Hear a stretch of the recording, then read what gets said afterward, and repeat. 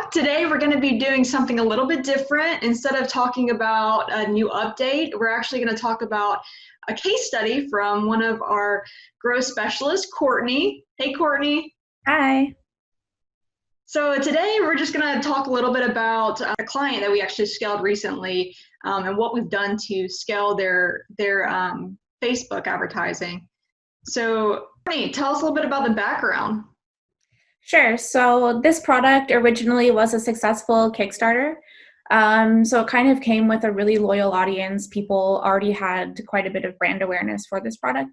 It's manufactured in USA. The audience kind of skews older, so 45 plus. They've got just one product, and in the past 6 months, we've launched a new and improved version of the previous product. Yeah, that's a bit of background info. Awesome. So what exactly did you do once we launched with them?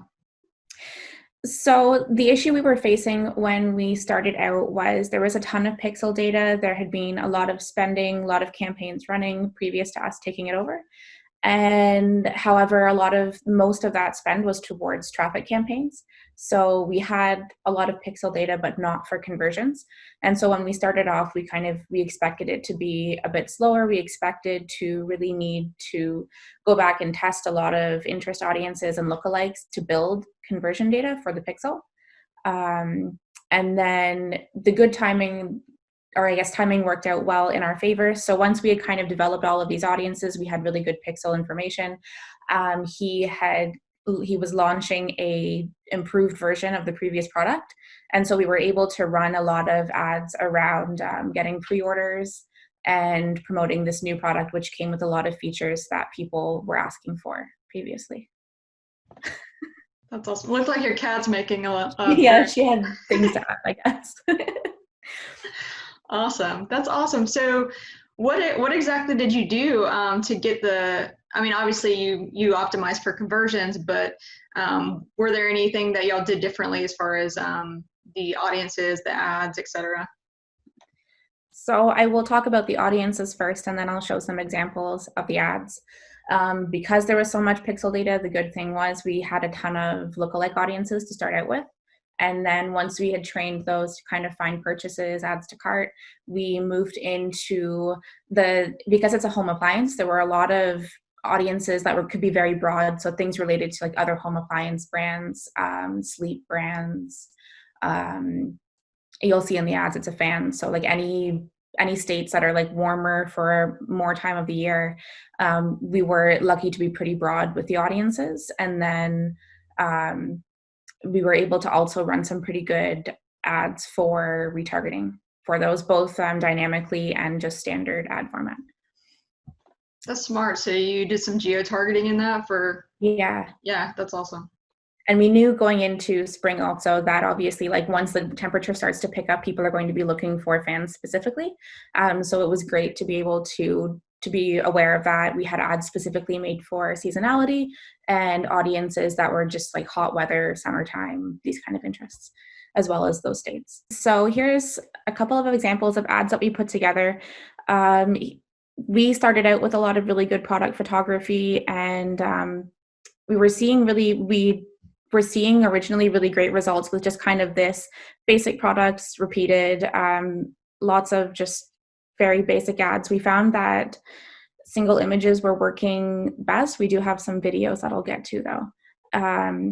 And this audiences was just really fun. People responded really well to just kind of more fun copy. We had, thankfully, the owner was really active in all of the comment threads. So if there were any questions, they were answered pretty fast. Here's another one. So this one was actually a video. And this is for the new one that has stronger airflow. It came with a new motor, remote control.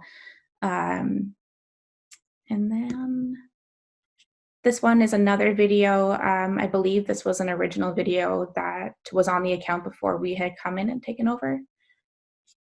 And yeah, so a couple of things that I just wanted to point out. You can see here we're kind of trending upwards here. As soon as like March, springtime comes, the weather gets warmer, people are thinking about summer.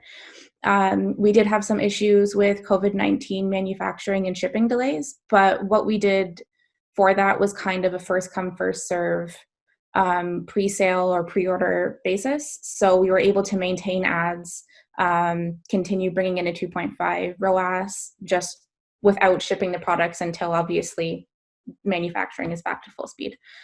So that was really nice. We were able to turn that around within a day, get the website changed. We were very upfront about shipping delays. We were running ads up to 8 weeks before it would be shipping. And for the most part, the response was pretty not super positive, but neutral. People weren't really angry because we were upfront about it, I think. And one other thing that we did to kind of boost sales and help us with scaling, I pulled out this chart. So because it's a home appliance, you're not necessarily going to continue to buy $180 fans. Like there's only so many that you will need to buy. But when the new model was released, we were able to just bring back some previous customers who wanted to upgrade for the remote control or for whatever reasons. It's slight, but it definitely did help in the metrics. So Courtney, what were the metrics before we started working with them, and where are they at now? So before we started working with them, the ROAS was 0.2, and they were averaging a cost per purchase of $783. And the total sales for the lifetime on the account, excluding our campaigns, was $18,544.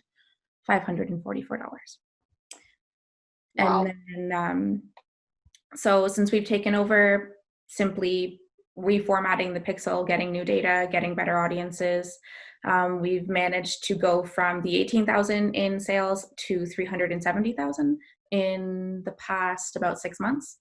And then Huge. Yeah, the main reason and metric where that changes is the cost per unique purchase, which we've dropped down to $51, which is pretty significant from over 700.